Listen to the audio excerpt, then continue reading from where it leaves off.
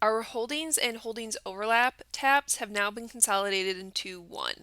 You can find both views all under the holdings tab here. From here, you can select between three different views. So you have the holdings view. This is going to show your data at the highest level. In this case, I have a household portfolio, so I'm seeing data at the portfolio level. I can take this one step further and adjust this to invested holdings. This is going to show me the underlying funds of each one of those portfolios, as well as any individual stocks that are contained in those portfolios. From here, I can click on this plus sign and I can see exactly where the allocation to SPY is coming from, as well as the weight from each underlying portfolio.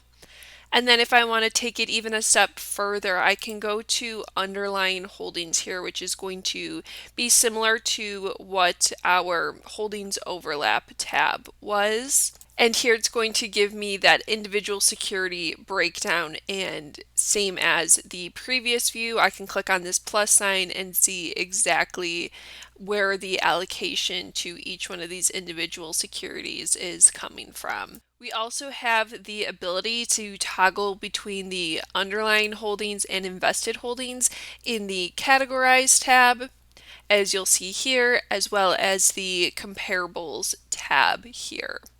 We are also now able to adjust the holdings view for our PDF report. So previously we were only able to show that highest level overview when we're looking at household portfolios, but now we can go into our report builder and actually edit the modules here. So as you can see, I have a report pulled up. If I just click on the module itself, the left-hand side, that edit box will appear, and if I scroll all the way down, I can adjust from holdings to invested holdings, or I can take it one step further and adjust to underlying holdings as well.